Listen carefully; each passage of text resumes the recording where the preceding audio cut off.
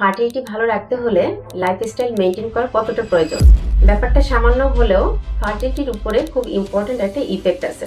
খুব কম ওজন বা খুব বেশি ওজন দুইটাই ফার্টিলিটির উপরে ইফেক্ট পড়ে।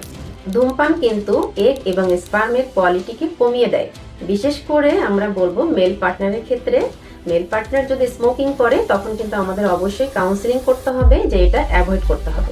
ঘুম না হলে হরমোন ইমব্যালেন্স হয়, যার কারণে এখান থেকে ইনফার্টিলিটি ডেভেলপ করে। আরেকটা ব্যাপার স্ট্রেস। আমি আগেই বলেছি যে স্ট্রেসটা খুবই ইম্পর্টেন্ট। যখন কোনো অ্যাডভান্স টেকনোলজিও যদি অ্যাপ্লাই করা হয়, যেমন আইইউআই, আইভিএফ বা ইক্সি, এই স্ট্রেসের কারণে কর্টিসল হরমোনটা তৈরি হয় এবং এখান থেকে যে আমাদের হরমোনের চেইনটা বা ফার্টিলিটি হরমোনগুলা কাজ করতে পারে না। এক্ষেত্রে ইনফার্টিলিটি ডেভেলপ করা খুবই স্বাভাবিক। ফার্টিলিটি ভালো রাখতে হলে লাইফস্টাইল মেনটেন করা কতটা প্রয়োজন। ব্যাপারটা সামান্য হলেও ফার্টিলিটির উপরে খুব ইম্পর্টেন্ট একটা ইফেক্ট আছে। প্রথমে আসি খাবারের কথা। আমাদের যেটা উচিত সেটা হচ্ছে ব্যালেন্স ডায়েট মেনটেন করা।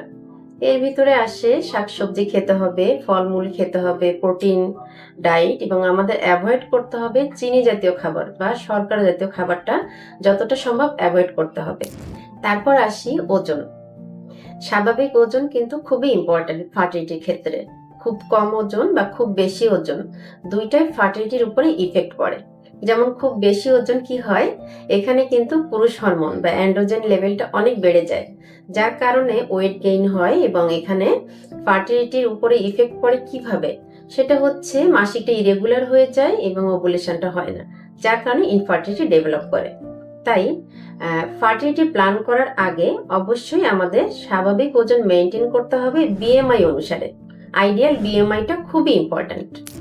এখন আসি হালকা ব্যায়াম। হালকা ব্যায়ামটাও খুবই ইম্পর্টেন্ট। এটা ওজন মেনটেন করে এবং আমাদের শরীরের হরমোন ব্যালেন্সটাও মেনটেন হয়, যার জন্য ফার্টিলিটিটা ইমপ্রুভ হয়। আরেকটা আসি ধূমপান, বিশেষ করে মেল পার্টনারের ক্ষেত্রে। ধূমপান কিন্তু এগ এবং স্পার্মের কোয়ালিটিকে কমিয়ে দেয়। বিশেষ করে আমরা বলবো মেল পার্টনারের ক্ষেত্রে। মেল পার্টনার যদি স্মোকিং করে তখন কিন্তু আমাদের অবশ্যই কাউন্সিলিং করতে হবে যে এটা অ্যাভয়েড করতে হবে, কারণ এটা স্পার্মের কোয়ালিটি কমিয়ে দেয় এবং ফার্টিলিটির মানও কমিয়ে দেয়। এখান থেকে ইনফার্টিলিটি হওয়ার হাইলি চান্স থাকে। আরেকটা ব্যাপার সেটা হচ্ছে স্ট্রেস এবং সাউন্ড স্লিপ।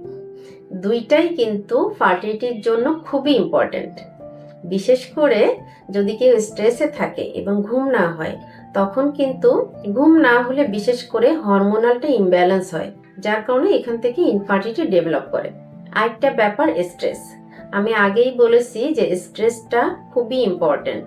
যখন কোনো অ্যাডভান্স টেকনোলজিও যদি অ্যাপ্লাই করা হয়, যেমন আইইউআই, আইভিএফ বা ইক্সি, সেক্ষেত্রেও আমাদের কিন্তু স্ট্রেস মেনটেন করতে হবে, কারণ স্ট্রেস ম্যানেজমেন্ট খুবই ইম্পর্টেন্ট।